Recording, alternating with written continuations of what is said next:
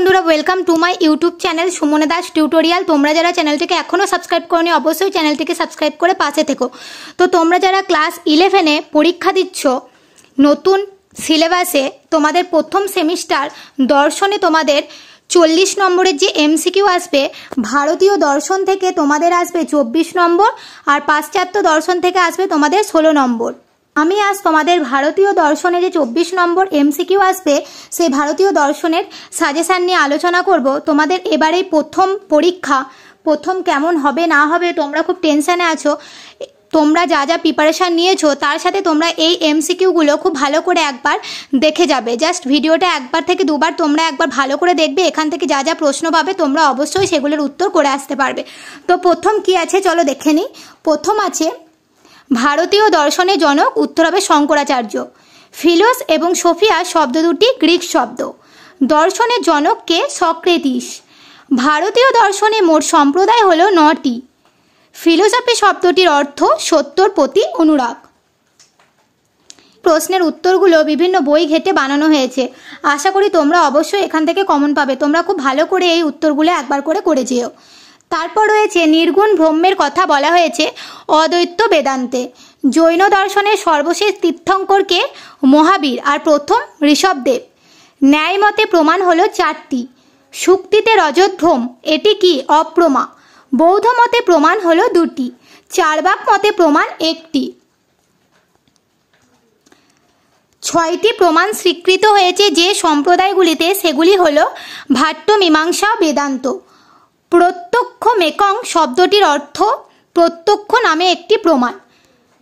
প্রত্যেকটা যে তোমাদের চ্যাপ্টার রয়েছে সেই সিলেবাস অনুযায়ী প্রত্যেকটা এমসিকিউগুলোই তোমাদের দেওয়া আছে। তোমরা এগুলো খুব ভালো করে করলে তোমরা অবশ্যই কমন পাবে। তারপরের প্রশ্ন কি আছে দেখো।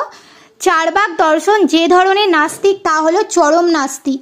তারপর চার্বাক মতবাদকে বলা হয় আত্মসুখবাদ। লোকায়ত দর্শন বলা হয় চার্বাক দর্শনকে। পরের প্রশ্ন, বেশ সম্পর্কে চার্বাকদের অভিমত হলো ধূর্ত ব্রাহ্মণদের কীর্তি। লোকসিদ্ধ রাজাই হলো পরমেশ্বর, একথা কারা বলেন? চার্বাকগণ। চার্বাক নীতিতত্ত্বের মূল কথা হলো যতদিন বাঁচবে সুখে বাঁচো, ঋণ করে ঘি খাও। বেদের প্রামাণ্য অস্বীকার করে যারা? চার্বাকরা। ন্যায় দর্শন কোন সম্প্রদায়ভুক্ত? আস্তিক। প্রমাণের মাধ্যমে কি পাওয়া যায়? প্রমা। লাল ফুলের লাল রং প্রত্যক্ষে কোন ধরনের সন্নিকর্ষ হয়? সংযুক্ত, সমবেত, সমবায় সন্নিকর্ষ। চক্ষু ইন্দ্রিয়ের সঙ্গে রূপত্বের সন্নিকর্ষ কি? সংযুক্ত, সমবেত, সমবায় সন্নিকর্ষ। ন্যায় দর্শন কয়টি শাখায় বিভক্ত? 2টি। প্রদত্ত কোন দর্শন আস্তিক সম্প্রদায়ের অন্তর্গত? ন্যায়।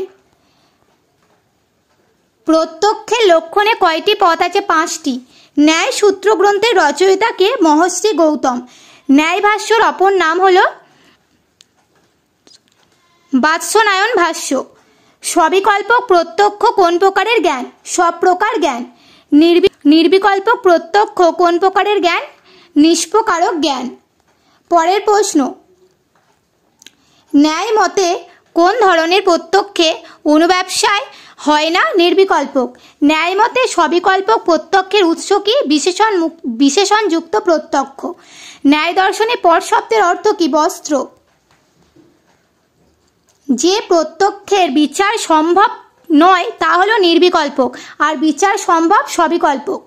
ন্যায় দর্শনের প্রবক্তা হলেন গৌতম। ন্যায় মতে প্রমাণ 4টি। অলৌকিক সন্নিকর্ষ কয় প্রকার? 3 প্রকার। কোন দর্শনকে প্রমাণ শাস্ত্র বলা হয়? ন্যায়। ন্যায় দর্শনের প্রতিষ্ঠাতা হলেন মহর্ষি গৌতম। তর্ক সংগ্রহ গ্রন্থের লেখক অন্নম ভট্টম। যে পদার্থে সাধ্যর উপস্থিতি সম্পর্কে সংশয় থাকে তাকে বলে পক্ষ, আর যে পদার্থকে অনুমান করা যায় তাকে বলে সাধ্য।